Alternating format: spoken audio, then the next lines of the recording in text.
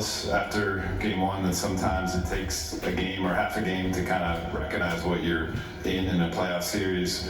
When did you know tonight that the team was going to be having the requisite response? We knew yesterday at practice. We had a tough practice yesterday, and we went at it yesterday, and one of the best practices we've had all year. We kind of knew coming out of that what type of disposition we had to play with. We watched film before practice. It wasn't good. Game one was not good at all. We're all competitors, and so that's what it took. Follow our beats first, and then I'll get to everybody else. Okay? The offensive organization was something that JJ talked about a lot, quite a bit actually, coming out of game one, even yesterday. How would you rate how you guys performed in that area tonight?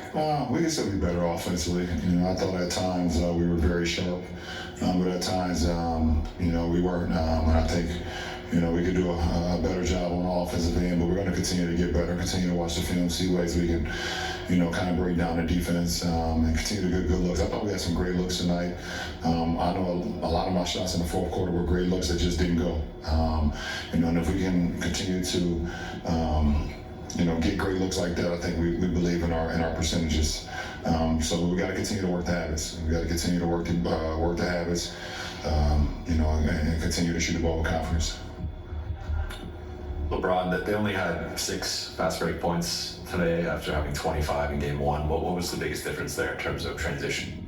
Just sprinting the hell back.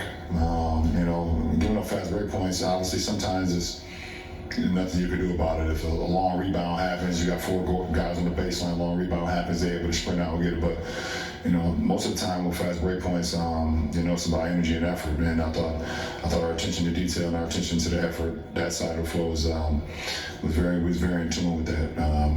Like I said, game one, giving up 25 fast break points on the home floor was not an ingredient for winning. Hey Bron, on Mind the Game pod, you talked about how you live for this time of the year, calling it a drug. Obviously, you always talk about how important it is to stay even-keeled. You've taken teams to the finals 10 times, won 4 championships. After going down by as much as 27 points in game one, what was your message to the guys? I think you just said it. Just staying even-keeled. It doesn't matter if you lose by 100 or you lose by 1. I mean, they both hurt. You can't sleep.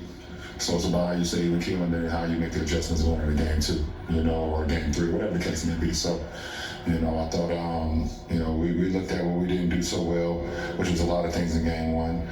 We took that to heart. We hold each other accountable. We make the adjustments, and we had a better outing tonight. And now we need to be even better on Friday. Going into Minnesota. So that's what the playoffs is all about. But you got to be able to stay even-keeled no matter what's going on. Hey, LeBron. JJ said he hasn't done it a lot this season, maybe about 5 times or so, but Minnesota cut it to 11. He called that timeout, and he's very upset. He said he wanted you all to tap into your sense of urgency. How much was that needed in that moment, and what did you think of the response? I thought we responded, well, just from the timeout. We know JJ is going to spaz out from time to time. That's JJ, and so it's. At this point for us is, obviously we need to listen to the message and not the way how he's delivered it, and for me as, my high school coach, my freshman year was kind of the same way, he would spaz out on us and, you have to be able to understand about it's not how he's saying, it's about what he's saying, and I thought we responded after that. JJ said he's only cursed a few times this season, so I have to tell you. Talk about the love and how you get excited and up for every playoff after all this time. Is there a point with the body, though, where it's just sort of you got to tell yourself, okay, we're doing this again?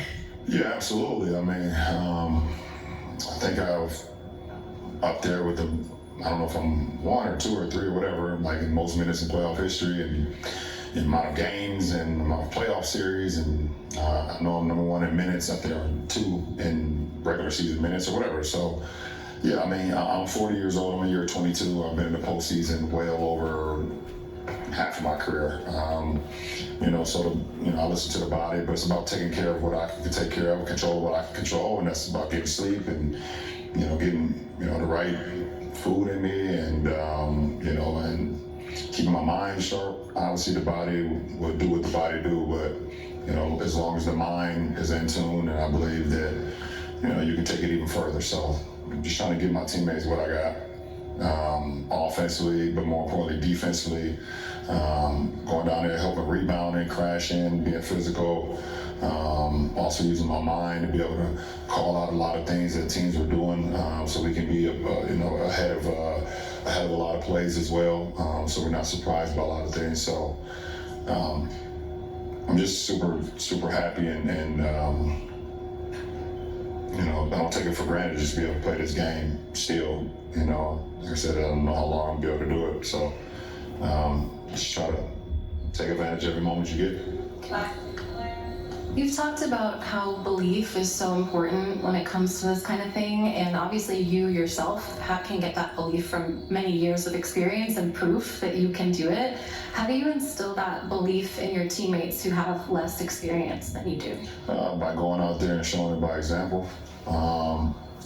It's easy to go out and just talk about it. Hey, I've done this. Well, this is what yeah, but you also have to go out and lead by example. Listen, and I'm one of the guys that if I'm gonna talk about it, I'm actually gonna do it as well. I think that's a great way to be able to, hold yourself accountable. You can't ask of your teammates or people to go into battle with you or do these things or whatever the case, make sacrifices, all those things if you're not gonna do it.